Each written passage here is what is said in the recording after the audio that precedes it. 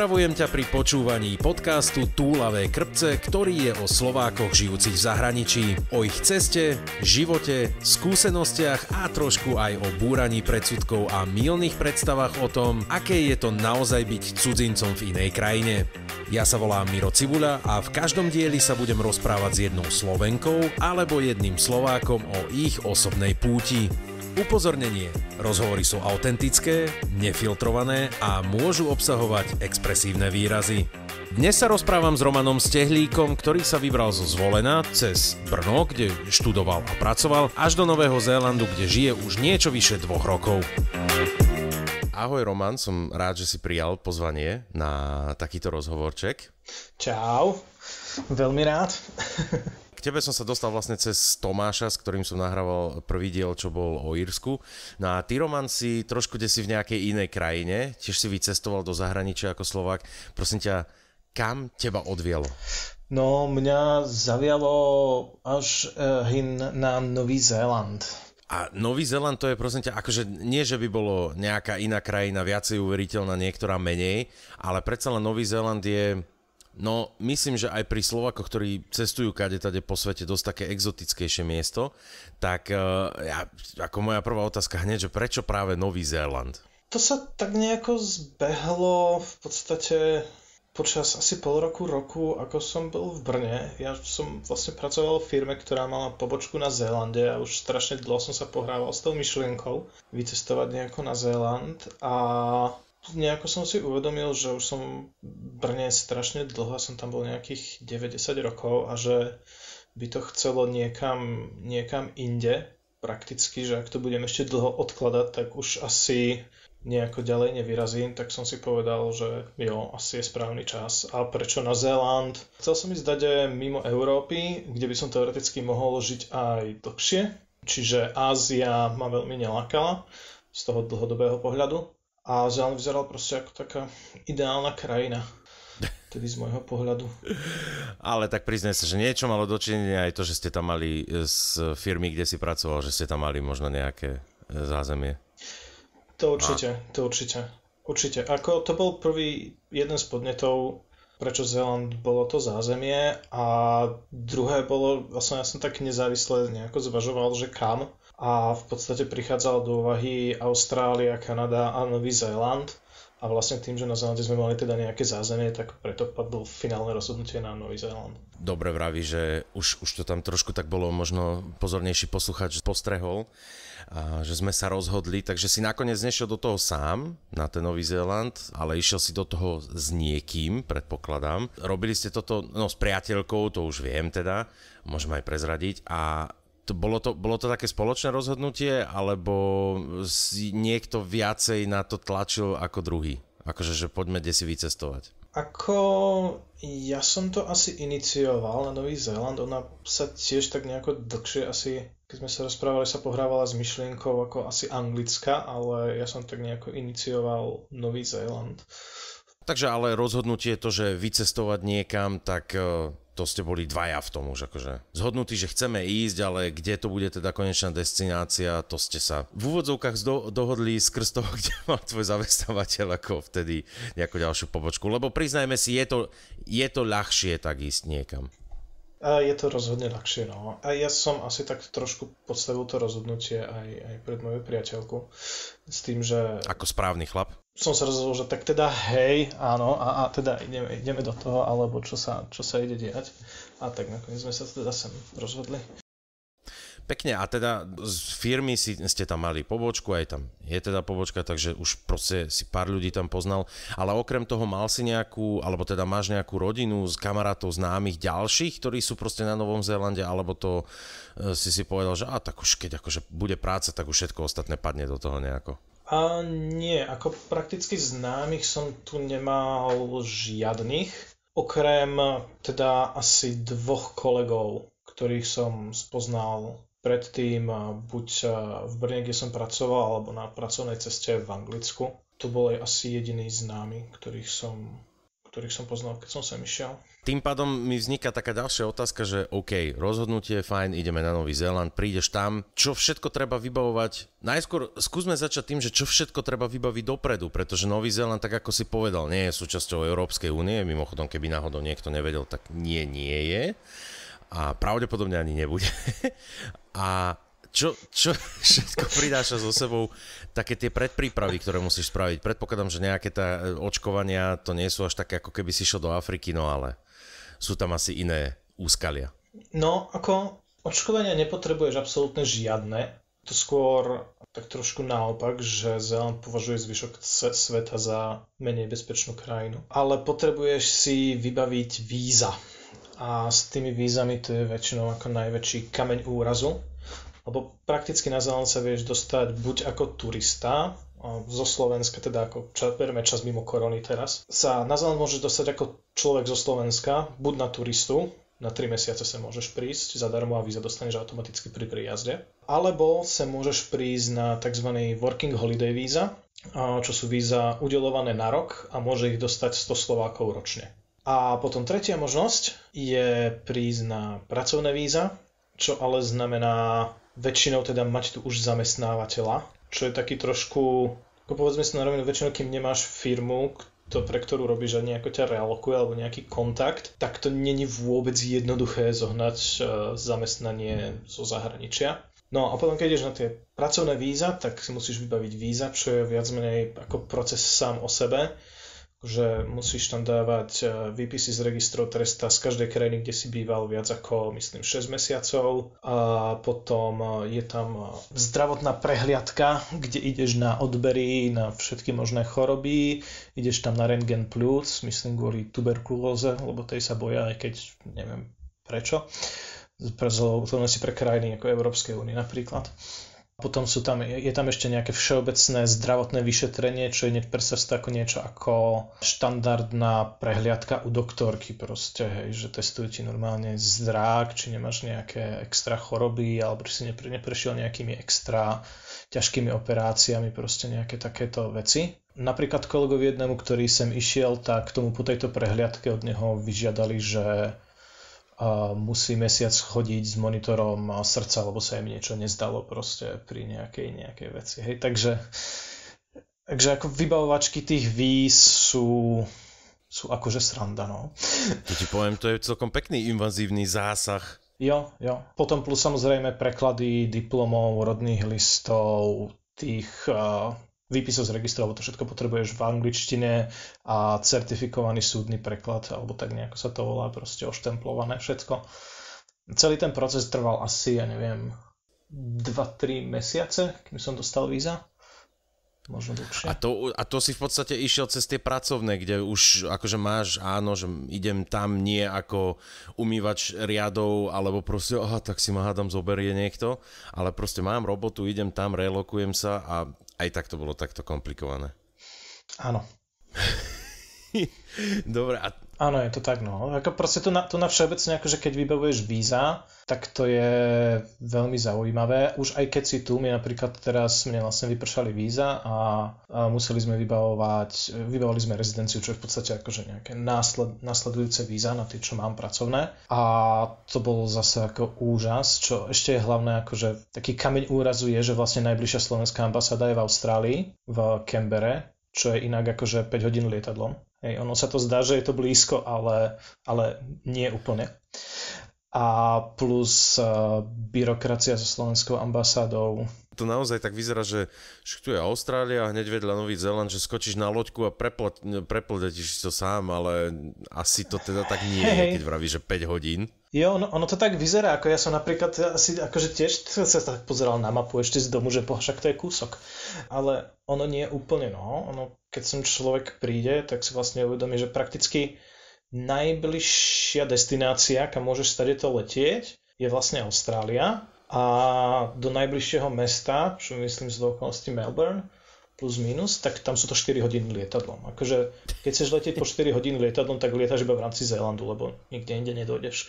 No vidíš, a toto je presne to, milé deti a milí poslucháči, treba si uvedomiť, že tie mapy a globusy sú trošku skreslené, sú dokonca aj na internete niektoré také porovnávania, že the real map alebo the real size, už neviem presne ako bola tá stránka, kde vieš zobrať nejakú krajinu a ju v podstate vhodiť do nejakej inej krajiny, aby si reálne videl, že ako sa menia tie veľkosti. Čiže dobre vedieť, že to nie je len tak, čo by kameňom dohodil. Ja som tiež z toho tak trošku mylne vychádzal.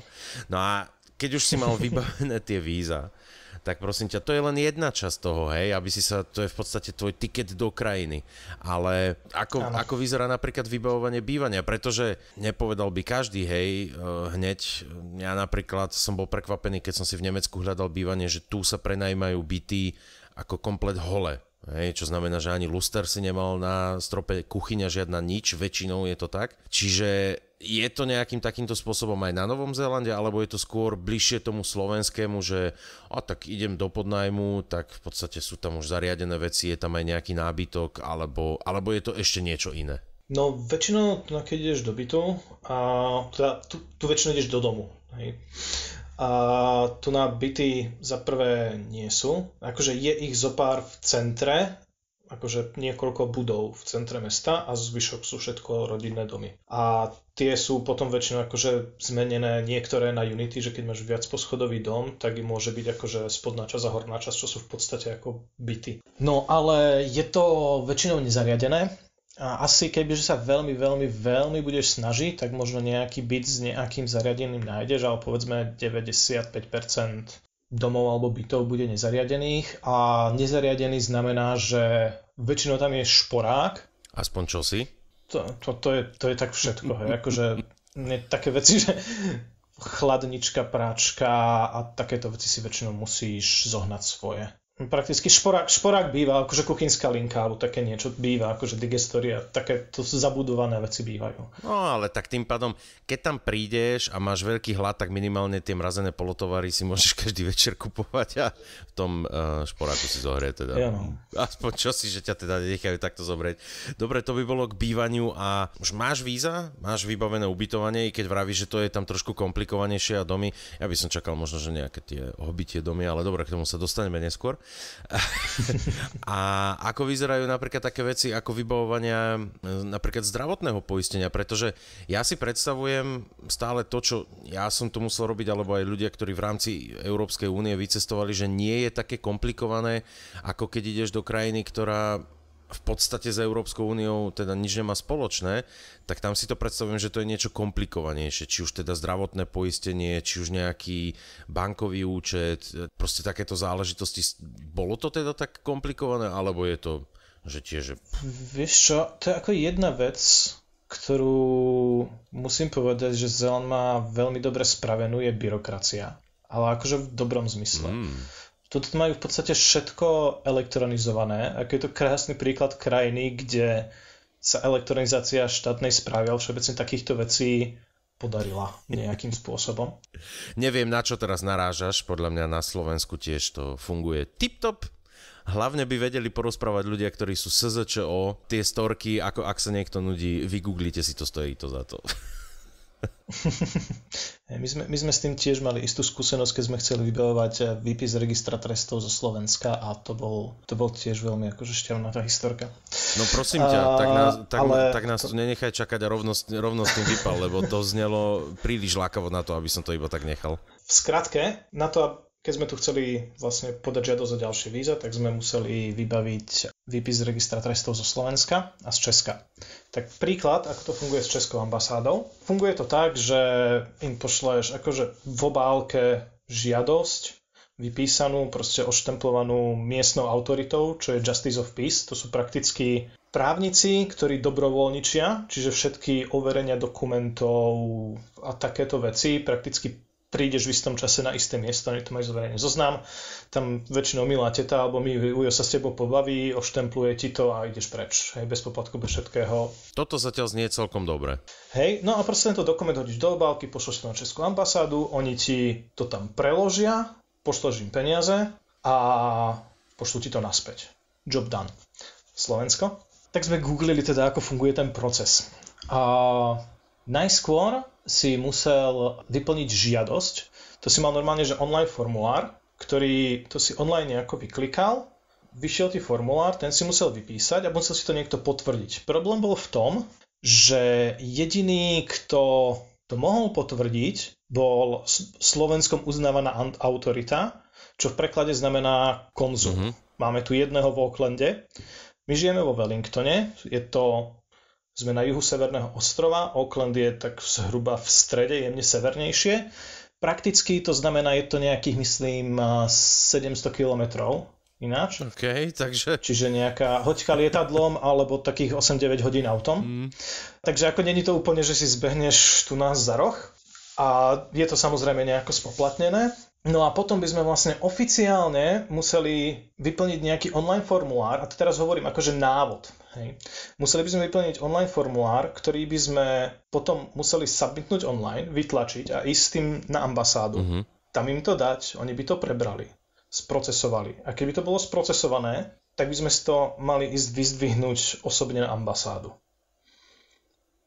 To je tak nejako, to je akože oficiálny proces. To je, no hlavne, keď máš takú 4-hodinovú cestu lietadlom, to znie ako úplná lahodka, že však prečo si to dvakrát nedať? Hej. Našťastie odvtedy sa to zmenilo, takže čo musím povedať, akože slovenská ambasáda za posledný rok spravila dosť veľa roboty a toto už do veľkej miery zlepšila, že už medzičasom začali uznávať aj lokálne autority ako tí Justice of Peace a už tam nemusíš chodiť osobne, takže teraz je to už o dosť podobnejšie tej českej, ale tak nejakého pol roka dozadu ten proces, alebo 3/4 roka dozadu ten proces vyzeral takto, čo bolo ako... No a to predpokladám, že ty si ešte stihol ten starý proces, lebo si tam skoro 2 roky, teraz pokiaľ sa nemýlim.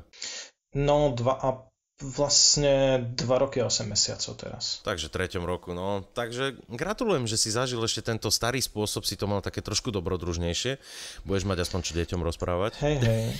To je určite to, čo si chcel počuť. My sme mali nakoniec ešte veľké šťastie, lebo druhý spôsob, ako dostať výpis z registra trestov, je na Slovensku. Takže moji vlastne priateľkyni rodičia majú splnomocnenie, všem je generálna plná moc a s tým vlastne mohli ísť na poštu a s tým, že aby na pošte im dali naše výpisy registra trestov. Ale realita bola taká, že niekoľko mesiacov predtým, ako sme to my vybavovali, prišlo zase niekto na pošte, si musel dať ako asi škrtko, že zavedol som nejaký zákon alebo nejaké nariadenie. A to nariadenie hovorí, že tá generálna plná moc, ktorou tam niekto príde, nemôže byť staršie ako 30 dní na ten výpis z registra trestov konkrétne. Čo prakticky, ako my keď sme nad tým tak rozmýšľali, takže vlastne kebyže my tu na vyslovene tú moc spíšeme, a necháme to oštemplovať tu na tým Justice of Peace, tými lokálnymi právnikmi, ktorí by to pravdepodobne neoštemplovali, lebo netušia, čo čítajú, lebo by to muselo byť v slovenčine. Áno, jasné. Takže ako neviem, ale kebyže toto náhodou nejako ukecáme, hej, buďme optimisti, tak pošta na Slovensku väčšinou trvá tak 3 týždne, občas mesiac. Takže vlastne vôbec netušíme, či by sa to vôbec tam stihla tá plná moc prísť do tých 30 dní. Takže to bol ďalší taký trošku ako boj s veternými mlynmi. No a nakoniec to skončilo tak, že moja mama poznala známu, ktorá poznala známu na pošte a nejako to proste šlo. Neboj sa, mena nebudeme zverejňovať, aj tvoje meno bolo pre použitie tohoto podcastu pozmenené, aby...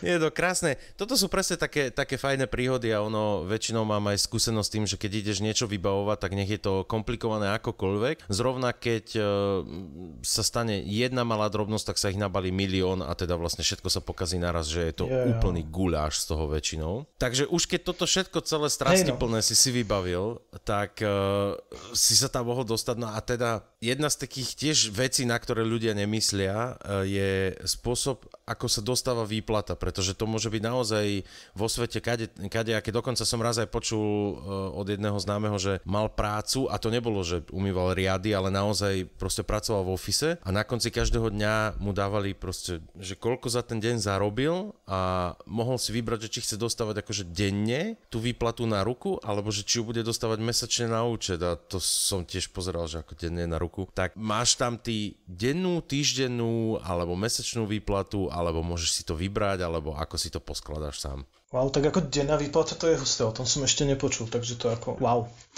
Ale inak prakticky okrem ten dennej, tak tie ostatné frekvencie tu môžeš mať tak nejako asi všetky. Mesačná výplata, ja som na mesačnej výplate a veľa ľudí viem, že je na mesačnej výplate, ale napríklad priateľka v predchádzajúcej robote mala týždennú, počul som o pár ľuďoch, ktorí majú zase dvojtýždennú, takže záleží asi, kde pracuješ, čo robíš a... To je tiež celkom dobrodružne. No a ešte jedna taká vec, čo je celkom zaujímavá, čo je jedna z takých, ja to považujem napríklad za jednu veľkú výhodu Nemecka, je ako je riešená práceneschopnosť, že keď ochorieš, tak naozaj tu máš možnosť zostať doma a ide ti 100% tvojej výplaty. Ďalej, na Slovensku to vieme, že je to trošku iné, tam v podstate jednak máš menšie odvody do zdravotného systému, ale na druhej strane proste potom nemáš 100% tej výplaty, no a plus pravda, že si ešte niektoré úkony musíš hradiť sám. Nie, že by to v Nemecku bolo zase všetko bezplatné, ale predsa len je to iné. Mal si už teda nejakú PN-ku tam, alebo záležitosť, kde si musel zostať, dajme tomu týždeň alebo 2 chorý doma a okúsil si aj túto tienistú stranu zamestnania, alebo sa ti podarilo vyhýbať tomu? S týmto som ešte, našťastie som s týmto ešte vlastne nemal vôbec skúsenosť, ani asi nejako nikto, koho poznám, ale neviem o tom, že by tu bola PN-ka platená. Pokiaľ viem, tak väčšinou, keď je niekto chorý, tak si to berú buď ako sick day, ktorých tu máš nejakých 10 na rok, alebo 6 na rok, záleží od zamestnávateľa, ale väčšinou máš nejakú porciu ako sick dayov, alebo potom dovolenku. Ale myslím, že keď si chorý, tak tu na to asi není platené, ale vravím, nie som si istý, nemám s týmto skúsenosť. Jasná vec, a niečo také, už si to načrtol, že v podstate dovolenka, sick days a podobne, je to niečo ako poznáme trebárs model na Slovensku, pretože už len napríklad také Spojené štáty, hej, niečo ako dovolenka, tam nikomu nič nevraví, materská dovolenka už vôbec nie. Máte na Novom Zélande nejaký predpísaný počet dovolenkových dní, alebo je to zase iba na zamestnávateľovi? Je tu taký nejaký základ, je 20 dní ročne, ale čo je celkom vtipné oproti Slovensku, že tu na ti to naskakuje každý mesiac, že tu na nemáš akože 20 dní na rok, ale prakticky v systéme sa ti každý mesiac pripočíta, vychádzam to myslím nejakých 1,8 alebo tak nejako dňa dovolenky. A v podstate si to keby akumuluješ počas roka. A potom niektoré firmy sú také, že dovolujú ti to vyberať povedzme aj do budúcna, že ako môžeš ísť do dlhu a niektoré firmy ti dovolia zobrať iba to, čo už tam máš naakumulované. To bol taký systém, s ktorým som ja napríklad ako nebol zoznámený, keď som sem prišiel, som čumel, že aha, takže vlastne dobre. Ale tak zase dáva to desi zmysel, ale tiež keď si neviem predstaviť, že v lete, dajme tomu, keď je väčšina ľudí chce dovolenkovať, alebo teda ide dovolenkovať, takže nemá k dispozícii všetky tie dovolenkové dni, no. Ale tiež treba si na to zvyknúť. S prenášaním tam potom robia nejaké problémy, akože že si musíš dovolenku za ten rok vyčerpať v tom roku najneskôr do 3. mesiaca nasledujúceho, alebo zase si to tam môžeš kumulovať, koľko chceš? Nemyslím si. Väčšinou sa ti to môže práve že tak nejako naakumulovať trochu dlhšie. To býva celkom v pohode. Nenapadá ma tu žiadne nejaké také špeci obmedzenie. No tak vieš, to máme zase aj my tak šakovako, lebo ľudia niektorí by si dovolenku najradšej nahromaždili tak, že za 3-4 roky a potom by si ju naraz chceli vyčerpať. No a už keď si vybavil všetky víza, ubytovanie si našiel, máš už zdravotné poistenie, bankový účet, všetko toto, tak ako... Možno by som sa ešte vrátil k tomu poisteniu, vybavovania a týchto vecí, kde som asi jemne odbočil. Prakticky vybavovanie týchto vecí bolo dosť jednoduché. Napríklad keď spirieš sem, tak sa musíš prihlásiť a získaš tvoje daňové číslo, by som to nazval.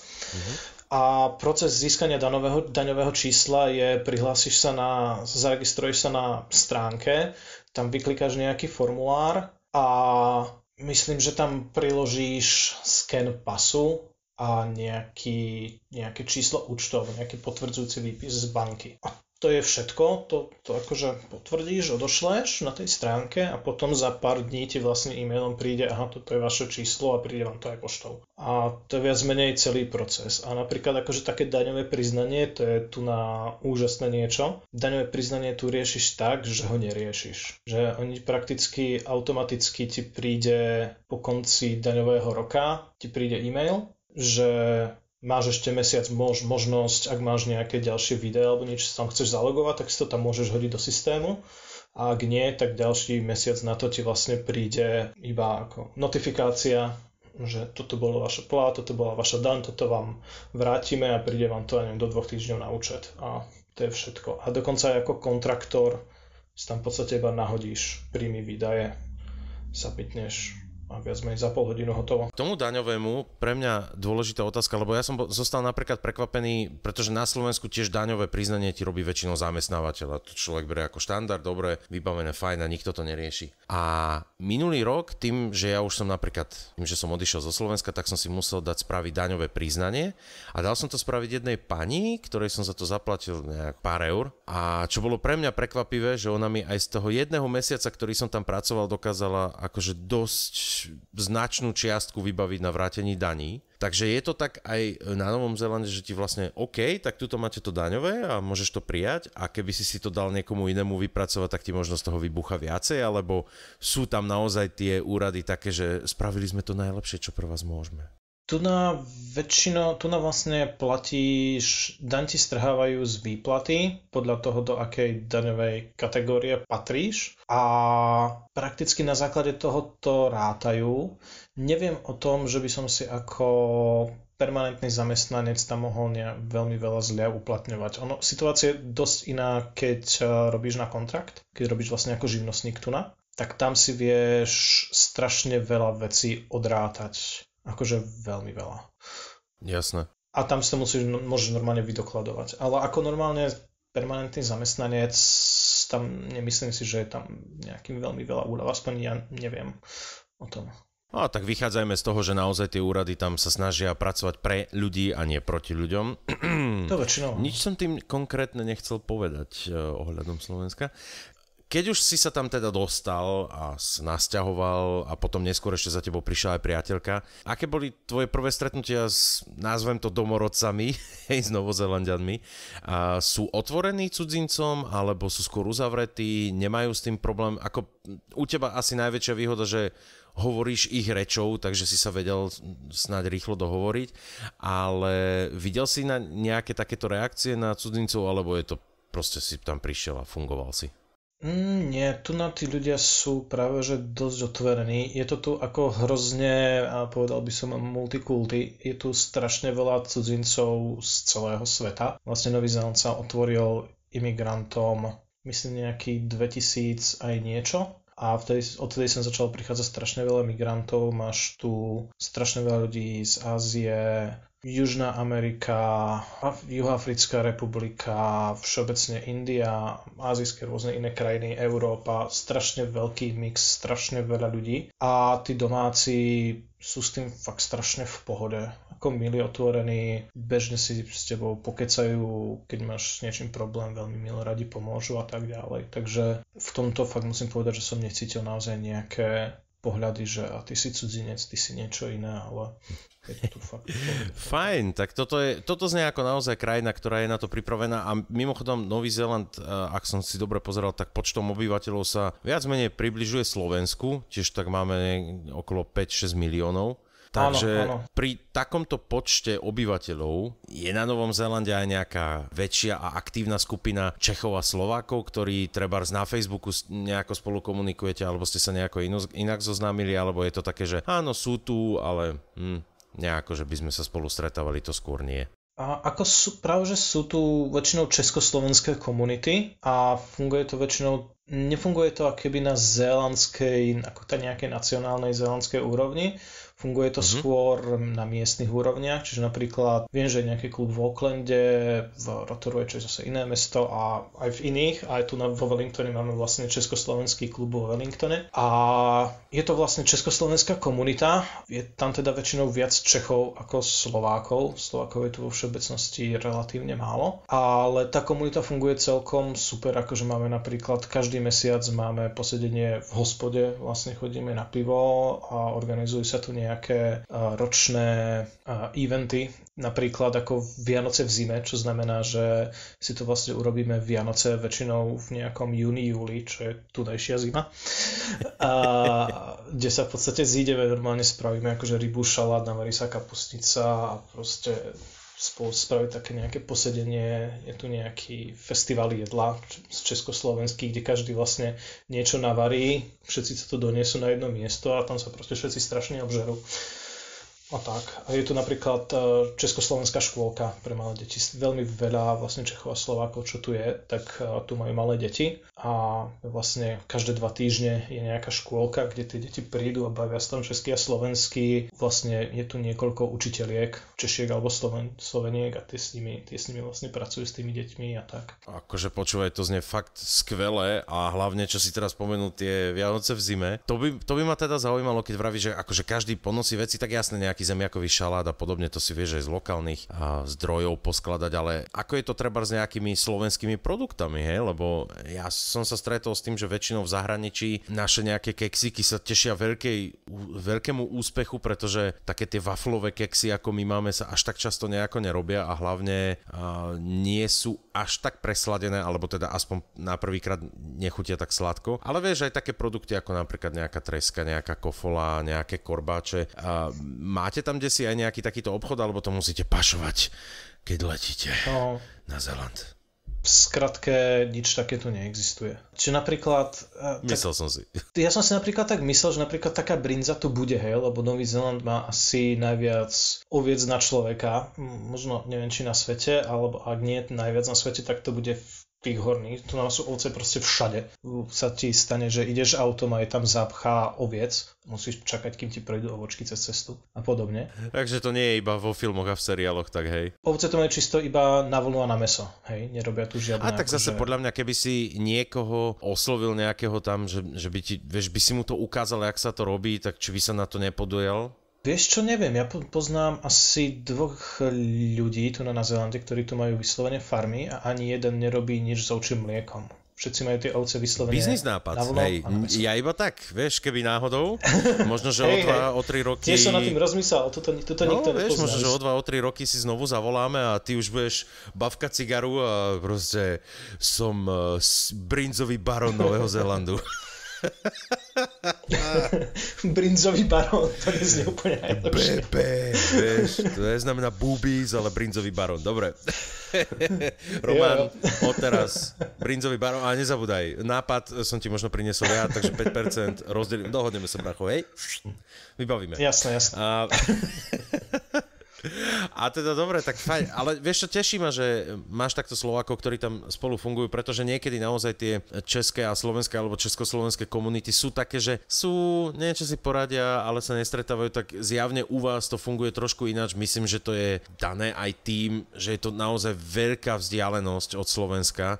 V podstate, keď chceš ísť na Slovensko, ako dlho ti trvá cesta? Ako čistého času v hodinách, no a potom by ma to ešte celkom aj zaujímalo, že koľko je to vlastne, lebo ty v princípe cestuješ časom. Áno, hej, to je inak celkom dosť sranda, že áno. Dobre, budem brať teraz ako časy predkoronové, asi. Počas korony som ešte neletel. A poznám pár ľudí, ktorí leteli, ale povedzme akože také tie štandardizované časy predkoronové. Milé generácie, tu len taká poznámka, že korona bola v roku 2020 choroba, ktorá odstavila celú planetu. Prepáč, vieš, chcel som to povedať, keď ľudia budú o 100-200 rokov počúvať tieto nahrávky. Dobre. Som si to vymýšľal, nech sa páči. Čiže ty cestuješ v čase predkoronové časy, to by bolo do archívov. Do análov tak ako od dverí do dverí, hej, povedzme, nejaké to cestovanie, tak si zoberiem, my žijeme vo Wellingtone. Z Wellingtonu žiadne priame lety nelietajú, akože priamým letom myslím niečo mimo Zéland.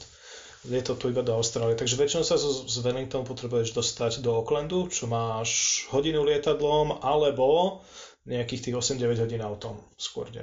A potom stade z Aucklandu väčšinou chytáš nejaký let diaľkový a išli sme raz cez Ameriku, raz cez Singapur, raz cez Dubaj, tak povedzme Dubaj. Dubaj je 16 hodín let, Auckland Dubaj. A potom prídeš do Dubaju, tam máš väčšinou, záleží na tom, aké máš letenky, máš tam väčšinou nejaký, akože, že čakáš na letisku, čo môže byť niečo od 3-4 hodín do 12 plus hodín a povedzme, že si počká na letisku a potom vlastne letíš niekde do Európy v blízkosti Slovenska. Neviem o tom, že by niečo lietalo takéto na Slovensko, takže väčšinou Viedeň, Praha sú také ako blízke letiska, kam to lieta. To máš, myslím, z Dubaja nejakých 6 hodín, myslím, tak nejako. No a potom už teda už iba ten posledný kúsok z toho letiska, kam si prišiel domov, hej. To už je vlastne ten najmenší kúsok, to je už iba taký... Ktorý trvá takmer najdlhšie, hej, dajme tomu, lebo z Prahy na Slovensko, akože ešte na Slovensko z Prahy, Bratislava, Praha, Žilina, to ešte relatívne OK, len potom, ak si z nejakého mesta, čo ty konkrétne, keď asi do Zvolena ideš, tak Bratislava, Zvolen, a to sú ešte relatívne OK spoje, hej, to už... To nie je až také zlé. Ako neviem, po tých 2-3 dňoch na ceste ti to už nepríde nejako, že to už proste niekde sadneš a ideš. To už je dobré. Ale s tým časom je to tiež celkom sranda, no. Vlastne viem, že raz keď som letel cez Los Angeles, tak to bolo... Ale teraz si už nespomínam presne na hodiny, ako to bolo, ale viac menej, tam je to nejakých minus 10 hodín alebo minus 12 hodín, také niečo. A let trval nejakých 10 hodín, takže ja som prakticky akože z Aucklandu odletel niekedy večer a vlastne tam som prišiel nejako po obede, prakticky ten istý deň. Hej, čo bolo ako také celkom vtipné. Ale úplne najväčší bizar asi v tomto je v zime sa tu chodí na dovolenky vlastne na ostrovy, na Pacifické ostrovy a tam je časový posun minus 23 hodín a let trvá 4 hodiny. Takže to je také celkom vtipné, že ty proste ako... Tam si musíš dávať strašné bacha na to, keď kupuješ letenky, hej, lebo keby si kúpiš letenky napríklad, že tam chceš ísť na 3 dni, tak ty tam vlastne si iba 2 dni kvôli časovému posunu. A je to také, že vlastne odlietáš v piatok o polnoci a prídeš tam vlastne minus 23 hodín, takže si na začiatku toho dňa. A to isté vlastne, keď cestuješ naspäť, tak vlastne ako keby odmažeš jeden deň a prídeš o deň neskôr. Akože to sú také vtipné časové halúze. To môžeme byť fakt len radi, že máme teraz tak ľahko dostupný internet a všelijaké také prevodníky, ktoré ti to ukážu, jo. Lebo priznám sa ti, mne sa napríklad stala, a to je len hodinový posun, kde som si neuvedomil, keď som letel zo Slovenska do Anglicka, do Londýna, že tam je hodinový posun a ja som už v lietadle normálne chytal nervy, že ty kokšo, veď my máme hodinu meškanie, ja nestihnem ten spoj, ktorý tam mám a potom prídeme, ok, dobre. Takže sme vlastne v pohode. Čiže s 23 hodinovými posunmi alebo s niečím podobným, to by som bol akože celkom aj ja, že... A aké je to správne slovo? Myslím, že najviac by na toto sa hodilo asi mindfuck. Jo, ono to tak funguje väčšinou, že proste letíš a tu už v tom lietadle ako nejako ten čas ani nesleduješ, lebo vlastne po chvíli vôbec netušíš, aký bude, keď tam prídeš, tak iba prídeš na letisko, zapneš ten telefón, počkáš, kým sa ti updatene čas a dúfaš, že sa ti updateol správne, lebo vlastne nemáš bloody shine, koľko je tak nejako hodín a musíš tak nejako stíhať to ďalšie lietadlo. Ale na druhej strane, čo je zaujímavé, tak s týmto časovými posunmi tu na Zélande vieš stihnúť vlastne 2 Silvestre, lebo jeden Silvester si môžeš dať tu na Zélande a vlastne stíhaš ráno odletieť na ostrov, ktorý je o 3 hodiny let a vlastne deň mínus a vlastne stíhaš ten 2. Silvestra, kebyže veľmi chceš. Ešte sme to ale neskúsili spraviť. Keby ti bola náhodou jedna kocovina málo, tak si môžeš aj 2 vybaviť v rámci jedného dňa, alebo teda 24 hodín, však prečo nie? Ty cestovateľ v čase vidíš, iní na to musia vymýšľať seriály, filmy, knihy, podobné príbehy a ty si to spravíš reálne takto. No ale keď už sme boli aj pri tých Slovákov a Čechoch na Novom Zélande. Teba ako chlapa, no musím sa to opýtať. Subjektívne zhodnotenie, a tým ti nechcem narobiť problémy s priateľkou, dúfam, že ju nemáš teraz v miestnosti, že na teba dozerá, ale subjektívne zhodnotenie Nazvime to Novozélanďanov ako celkovo, hej? Že ako, povedzme si, ja ako Slovák by som tam teraz prišiel, môžem dúfať v podobnú krásu, na akú som zvyknutý na Slovensku, alebo sa musím nastaviť trošku nejako ináč? Naozaj subjektívne hodnotenie, hej, teraz. Subjektívne by som povedal, že asi by som to tu nečakal.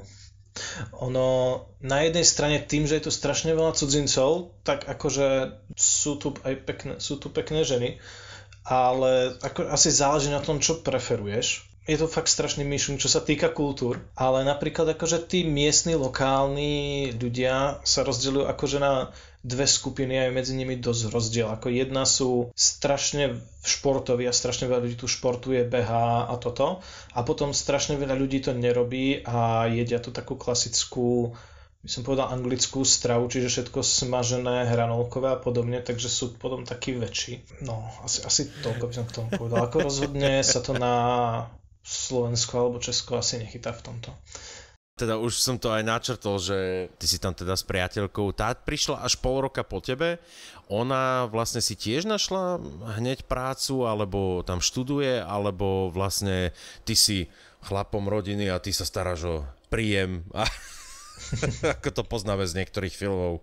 No, ona si vlastne našla prácu potom, ako sem prišla, ale už to rozhodne nemala také jednoduché ako ja, respektíve vie tu byť dosť náročné zohnať si prácu, ak nerobíš niečo veľmi špecifické, ako napríklad IT, si tu zoženieš prácu relatívne ľahko, ale keď robíš niečo, ona napríklad predtým robila, povedzme, v banke, operačné rizika a podobne, s týmto prakticky tu nám môže robiť nejaké všeobecné administratívne pozície, na to je tu strašný nátlak a dosť ťažko sa tu na to dá zohnať robota. A všeobecne povedal by som, že pre cudzince sa tu hľadá o dosť ťažšie práca a sú tu niektoré také dosť nonsensy, že oni dosť vyžadujú napríklad skúsenosti v zélandskej firme, čo je samo o sebe tak trošku ako nonsens, keď tu chceš zohnať prácu, keď prídeš zo zahraničia a pár podobných takýchto chuťovečiek. Strašne tu fičia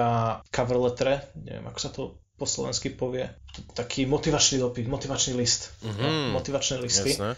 A ak ho tu presne napíšeš, tak ako si to oni predstavujú, tak vlastne akože úplne 0 bodov. CVčka tu majú tiež vlastne životopisy, tu vlastne majú tiež svoj formát životopisov, ktorý tu oni preferujú a keď to není tak viac menej si tiež odpísaný, takže ako s tým hľadaním práci to tu vie byť dosť náročné, povedzme.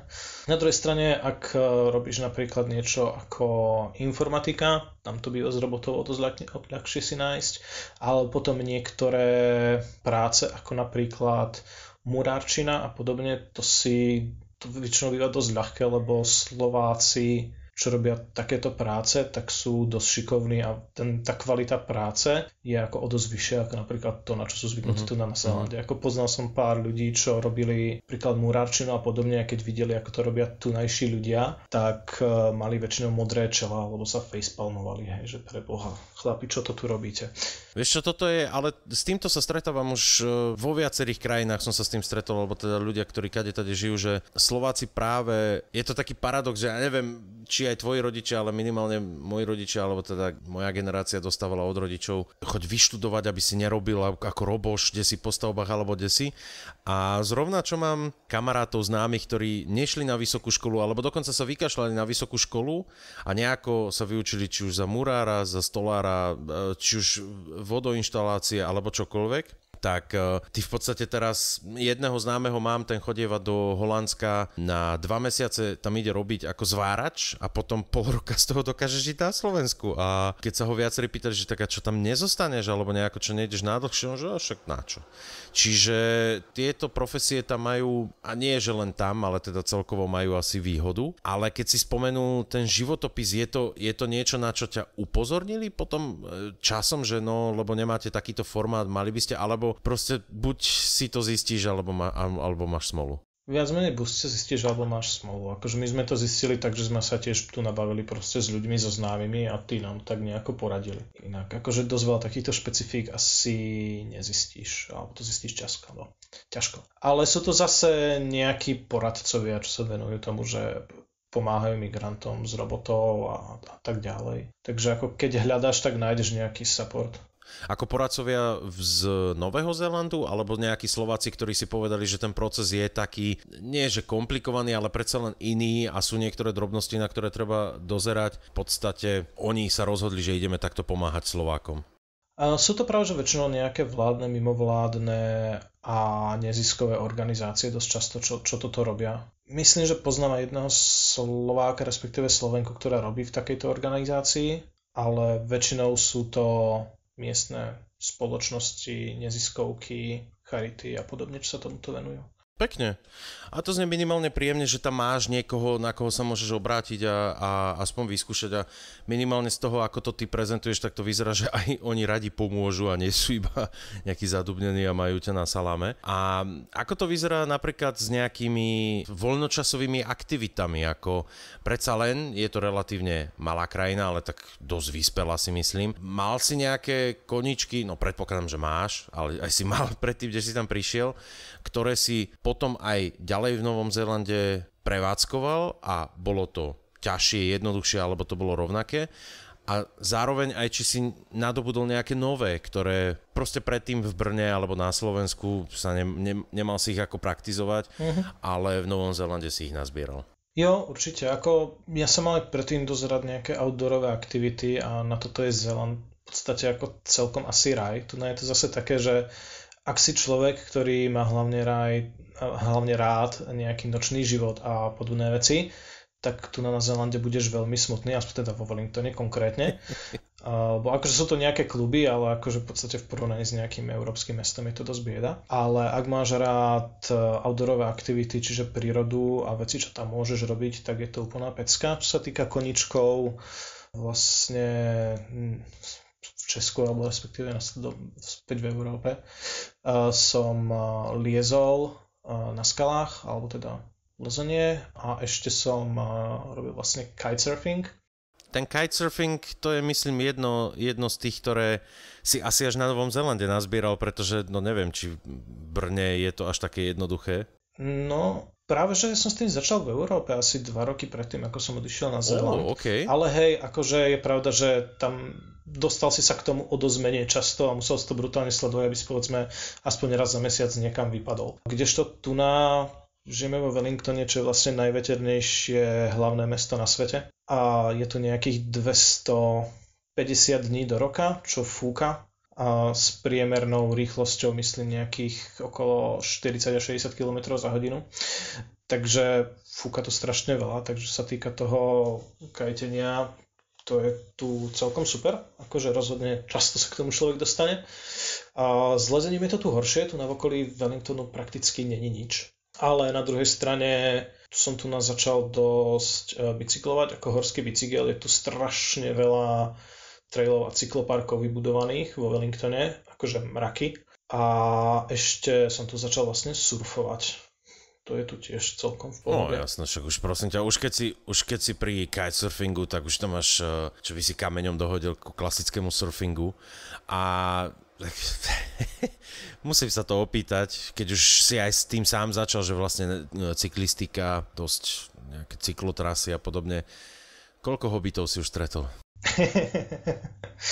A hobitov som ešte nestretol, bohužiaľ, ale boli sme sa pozrieť v Hobitine. To ja som čakal, že to je štandard, že prídeš a hneď ťa tam vítajú, ako keď prídeš na Havaj, tak ťa tiež ľudia, tak si to predstavujem, to tak funguje, nie? Vo filmoch to tak bolo, nie? Je to tak aj teraz? A Hobiti ťa tu úplne nevítajú, ale čo zase fajn, tak vo Wellingtonskom letisku ťa víta Gandalf na orloch a Gloom. A myslím, že aj Smauga tu majú. Lebo vlastne tu na vo Wellingtone priamo je Weta Studios, čo je štúdio, čo vlastne robili všetky špeciálne efekty pre Pána prstenov. A sú tu vlastne štúdia, kde sa natáča. Momentálne sa tu natáča Avatar 2 vlastne vo Wellingtone, ako teraz konkrétne v tejto dobe. A vlastne tá Weta Studios takže robí... môžeme čakať, že teba v Avatar 2 uvidíme ako nejaký kompars, hej, tam, kde si budeš pobehovať. Neviem o tom. Ale vlastne tá Weta robí rôzne sochy a rôzne repliky, to je na letisku alebo tu vo Wellingtone na niektorých miestach vystavené. Takže vlastne napríklad minule boli aj z filmu Ghost, nejaké originálne roboto ženy na letisku a sú tam zavecení vlastne Gandalf ako letí na orloch a podobne. Pekne, no tak ale aspoň teda nejakým takýmto spôsobom sa k tomu hlásil, už keď ten Peter Jackson si dal tú námahu a spravil takú krásnu reklamu Novému Zélandu, ktorú potom nazval Pán prsteňov a Hobbit. Všetci, že to je tá gigantická reklama na Nový Zéland. Ale stretol si sa vyslovene s tým, že proste tam prídu ľudia, ktorí idú za týmto zážitkom, alebo možno, že aj nejakí tvoji známi, či už Slováci, Česi, ktorí povedali, že vieš čo, chcem ťa prísť pozrieť na Nový Zéland, ale tak hlavne chcem si pozrieť niečo ohľadom tohoto celého príbehu a filmu, alebo je to iba už to malo tú svoju najvyššiu krivku a už to je v podstate také, že ľudia to berú, že hej, no ale... Povedal by som, že primárna vec, za ktorou sem chodia, je asi skôr, povedzme, Zéland ako príroda a iná krajina, lebo fakt, tá krajina je tu strašne rozmanitá a je to tu naozaj pekné. Ale zároveň, keď si ľudia sem prídu, tak stále chcú vidieť tie miesta, kde sa točil Pán prsteňov, rôzne lokácie a podobne. Takže ja to nevnímam osobne, ako že by to bol ich primárny cieľ, ale keď sem prídu, tak určite to využívajú aj na to. Hej. A mal si už aj ty nejakých kamarátov, známych, rodinu, ktorí už ťa tam prišli navštíviť, alebo to ťa to zatiaľ iba čaká? A mal som tu už aj kamošov, vlastne aj rodinu na návšteve. Jo, s nimi sme väčšinou pocestovali. A to je teraz pre mňa zaujímavá otázka a vedel si ich potom povodiť aj po Novom Zélande, takže si ich zoznamoval aj s tvojimi kamarátmi, ktorých si spravil na Novom Zélande? Alebo väčšinou je tvoj sociálny kontakt obmedzený na to, že máš proste kolegov a potom či už doma s priateľkou sa bavíš, alebo v podstate cez internet s nejakými bývalými, nechcem povedať bývalými kamarátmi, ale v podstate s kamarátmi, ktorých si mal v Čechách, na Slovensku, alebo sa ti podarilo naozaj sa integrovať? Ako rozhodne tu mám kolegov, ktorí sú akože kolegovia, občas s nimi ideme na pivo, alebo občas sa niečo vymyslí. Je to skôr taký ako hej, no, nenazval by som ich asi takými tými bližšími kamarátmi. Potom tu mám vlastne kamarátov, s ktorými sa tu bežne stretávame, neviem, chodíme na pivo, chodíme vonku, vymýšľame nejaké výlety a podobne. A potom stále sa snažíme aj udržiavať kontakt práve so Slovensku alebo s kamarátmi vlastne zo Slovenska a z Česka, čo vlastne kvôli tomu časovému posunu väčšinou nie je úplne triviálne, lebo väčšinou, keď napríklad akože takéto písanie ako tak ide, ale keď si chceš zatelefonovať, tak väčšinou je to také, že dosť často sa musíš dohodnúť na pár dní dopredu alebo niečo také, že to není také spontánne, že si hocikedy zavoláš, že to musíš nejako vymyslieť, keďže časový posun je vlastne 10 až 12 hodín podľa ročného obdobia. A takže ako to vychádza? No to ti poviem, to bolo niečo, čo mne úplne vypadlo predtým, ako sme sa začali baviť o tom, že by sme niečo nahrali, keď sme vlastne začali zisťovať, alebo tak keď sme si dohadovali čas, lebo aby posluchači vedeli, my sme to začali nahrávať o 10 hodín, v sobotu 10 hodín ráno môjho času a u teba je vlastne už sobota bolo 8 hodín, teraz už trošku neskôr. Večer. Čiže ty v podstate si pre mňa v budúcnosti ináč ahoj, pozdravujem a prosím ťa, prečo ste nás nevarovali o páde dvojčiek, to je ináč akože tiež celkom ste mohli dať niečo vedieť, keď ste to vedeli dopredu. Klasicky, no to vieš, ale to Illuminati nám zakázali, to tak nejde. Jasné. Ale čudoval by si sa, koľko ľudí si myslí, že to tak funguje. V každom prípade ale... Keď už teda chodíš po Wellingtone, aj využívaš služby veľmi známej wellingtonskej pozemnej lanovky, alebo je to naozaj iba taká tourist trap, že všetci sa tam idú povoziť a potom sa pozrú na to, koľko to stojí a si povedia, sakra, to sme mohli ísť radšej pešo. Vieš čo, momentálne nie, lebo momentálne chodím do roboty na bicykli väčšinou, ale keď som istého času som býval vlastne kúsok od lanovky, ono by sa to asi najskôr dalo prirovnať k slovenskej zubačke, lebo je to vlastne taká zubačka prakticky. A vtedy som ju občas využíval, lebo ona vlastne spodnú stanicu to mala asi 10 minút od mojej práce a horná stanica bola nejaká polhoďka pešo od môjho domu, takže to bolo taká príjemná ranná prechádzka, keď bol pekný deň, tak som väčšinou ráno akurát potelefonoval buď s rodinou alebo s niekým, čo bol akurát taký ten čas, že u nich to bol večer, vlastne, že sa to dalo, takže cestou do roboty sme dali kval, on som sa dal na zubačku a spustil sa dolu. Takže áno, využíval som ju párkrát. Dobre, takže to nie je čisto iba pre turistov nejaký zážitok, ako napríklad na Slovensku zvyknú niekedy staré vlaky premávať, alebo chcel som povedať, že staré MHDčky, ale kto sa chce dostať do pokušenia, ako vyzerali MHDčky ešte za Lenina. V Bratislave ešte zopár z nich jazdí. V každom prípade sú nejaké také veci, ktoré ti teraz napadajú ako nejaká zaujímavosť alebo špecifickosť, ktorá je na Novom Zélande, alebo tá, ktorá je na Novom Zélande niečo, s čím si nepočítal, ako trebárs, ja neviem, taký príklad, čo mňa napríklad zarazil v Nemecku, keď som išiel prvýkrát do kina a vypýtal som si popcorn ako pukance a tak ako Slovák som očakával, že štandard sú slané a proste keď niekto chce, tak sú sladké a tu v Nemecku je to presne naopak, že štandardom sú sladké. Sú nejaké takéto detailíky alebo drobnosti, s ktorými si sa stretol už aj na Novom Zélande a keď hej, tak ktoré, nech sa vieme na to pripraviť, keď vycestujeme. Tak asi začnem napríklad tým dvojitými kohutíkmi. Je to tu stále dosť populárne, že kúpeľne väčšinou hlavne umývadla majú dve kohutíky vlastne, alebo teda nie kohutíky, ale dva aj, ako sa to volá? Dve točky, nazvieme to dve točky. Dve točky, proste jedna na teplú, jedna na studenú a tečie to samostatne každá. To bola jedna vec. Druhá vec, kým sme pri domoch, tak sprchy väčšinou nemajú hadicu, je to zarazené v stene. Akože nájsť sprchu, ktorá je na hadici, je tu na vlastne svätý grál. To málo kedy človek nájde. Potom, keď sa presúvam tak nejako, čo si spomenul, popcorn, tak tu je zase všetko slané. Napríklad nájsť maslo, ktoré není solené, je dosť veľký problém. Nájsť cottage cheese, ktorý není solený, je dosť veľký problém. Čiže aj čokoládu, ktorú kúpiš, tak je slaná? Čudoval by si sa, lebo tu v Nemecku napríklad sú také cukrovinky, ktoré sú v podstate, že salty, slano-sladké a je to veľmi zvláštna chuť, ktorá je OK, ale naozaj to tak funguje. Hej, salted caramel je aj tu na strašne populárny, doteraz som to nepochopil, asi aj nikdy nepochopím, ale hold proti gustu, ako sa vraví. Dobre, čiže hlavne také najväčšie prekvapenia, ktoré môžeme čakať, sú v oblasti sprchy a záchodu, hej, zatiaľ, keď vravíš teda, že dva kohútiky tam máš na samostatne, čo už je vidieť, že tam teda malo dosť veľký vplyv Veľká Británia, tie sprchy, tak to je tiež celkom akože nepríjemné, ale to sú také tie najväčšie veci, alebo...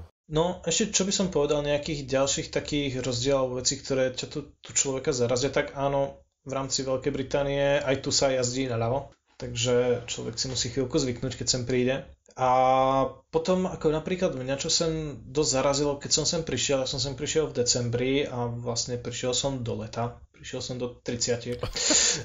Takže ako, bolo to také zvláštne. Potom napríklad taký detail, že napríklad ako si zvyknutý, ako ti mesiac rastie a ubúda, tak tu narastie a ubúda naopak. Ako vyslovene naopak. Jasné. Že veľa vecí je tu v podstate úplne naopak. Napríklad u nás sme zvyknutí, že južák je strašne teplý vietor, že keď niečo veje z juhu a severák býva studený. Tu je to zase úplne naopak. No a keď fúka južák, tak je proste zima, peklo, búrky, neviem čo, a severák, slniečko, krása, teplúčko. Vidíš, prepáč, veď ja som sa ťa úplne zabudol opýtať, že ako ty vlastne môžeš v pohode sedieť, lebo však ty by si mal byť teraz hore nohami, nie? Pre mňa, čiže... Jo. A to vieš, ja mám notebook naopak. Jasné. To nie, ako Flat Earthers pozdravujú, že...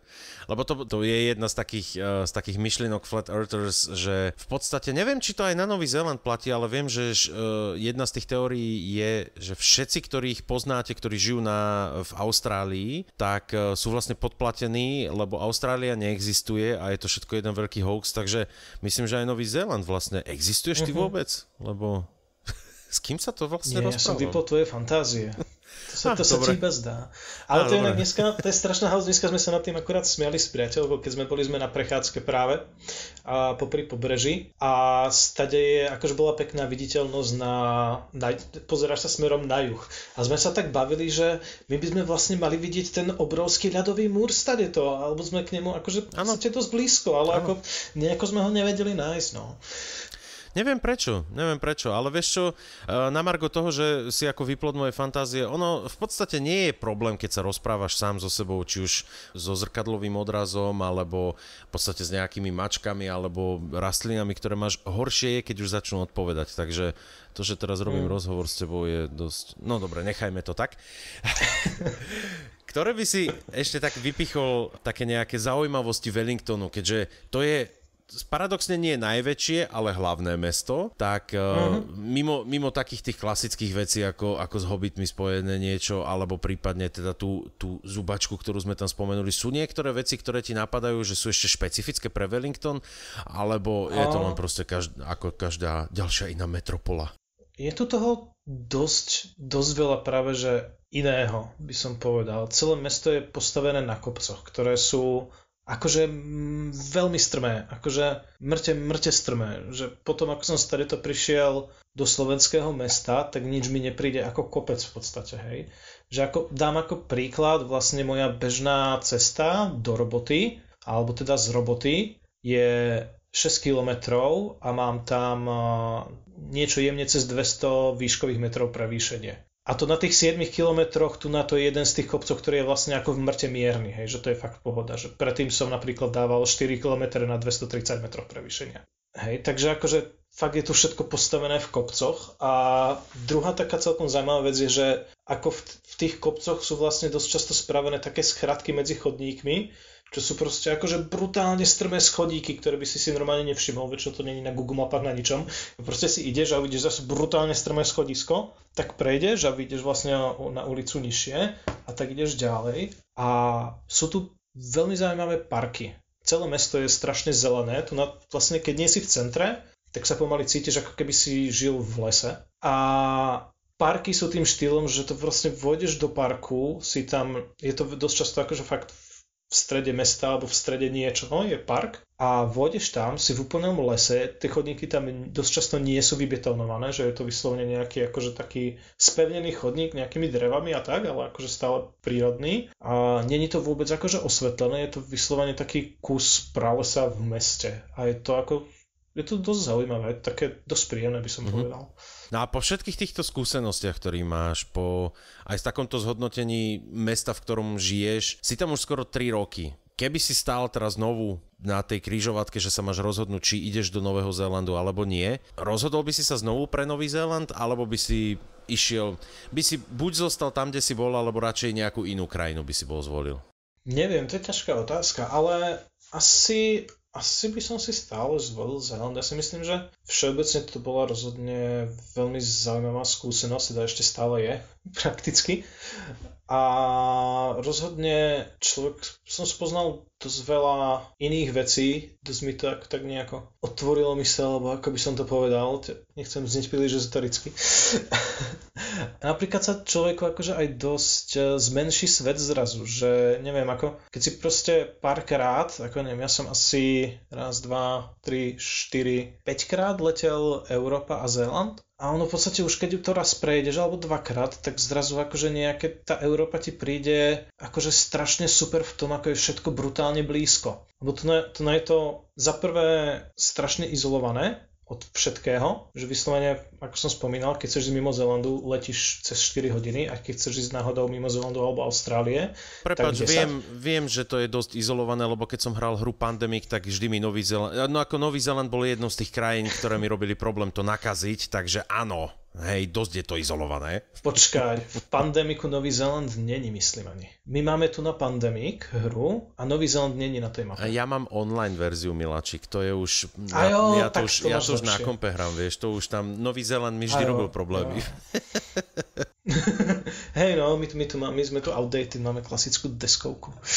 Musíš prejsť na online, je to skvelé, sú tam aj rôzne nové choroby a sú tam aj potom také rôzne iné mody, no ale neviem. Toto nie je platená reklama od spoločnosti, ktorá vyrába hru Pandemic, nedostávam žiadne peniaze, ale ak by chceli, tak by si môžu sa mi ozvať.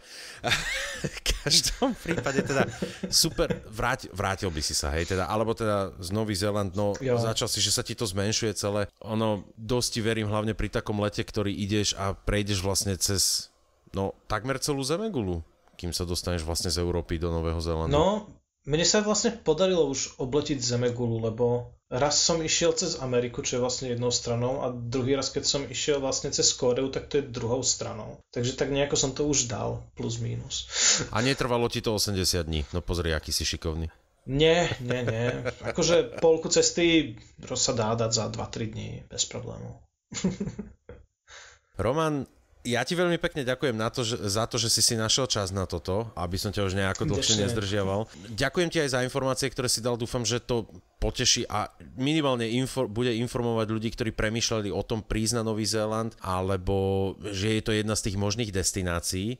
No a na záver by som ti chcel nechať proste priestor, že by si sa ty vyjadril, či už pre odkaz ako pre teba do budúcnosti, nezabúdame na to, že brinzový barón, hej, to si pamätáme, alebo vlastne pre ľudí, ktorí premýšľajú o tom prísť na Nový Zéland, čo by si chcel odkázať poslucháčom? Nech sa páči. A asi by som povedal, rozhodne stojí za to cestovať a nejako objavovať, ako to funguje v iných krajinách, iných zemiach, a človek rozhodne získa lepšie chápanie možno a v dosť veľa veciach si začne aj viac vážiť to, čo je u nás doma napríklad, čo v iných krajinách nie je, a zároveň sa aj začne všímať, čo by sa inde dalo zlepšiť na základe toho, čo zažije. Takže rozhodne, ak niekto máte, alebo zvažujete niekam odísť, či už na týždeň, mesiac, alebo na rok niečo skúsiť, tak rozhodne by som povedať, že choďte do toho. To bolo veľmi emotívne. Roman, ja ti veľmi pekne ďakujem ešte raz. A teda prajem ti všetko dobré, že by ten zvyšok toho pobytu, ktorý tam ešte budeš mať, ťažko povedať na ako dlho, že by v pohode fungoval. Práca nech ide ďalej, priateľka nech poslúcha, teda s priateľkou nech vychádzate tak, ako by ste mali vychádzať. A teda nech sa darí čo najlepšie aj ďalej a teším sa na to, že možno, že si to niekedy znovu zopakujeme. Verím, že sa aj druhý diel páčil a pokiaľ máš ešte nejaké nezodpovedané otázky ohľadne Nového Zélandu, pokojne mi ich pošli na tulavekrpce@gmail.com. Tam mi kľudne napíš aj, čo sa ti na podcaste páči, alebo čo treba ešte vylepšiť. Ďakujem za priazeň a do počutia znovu o 2 týždne.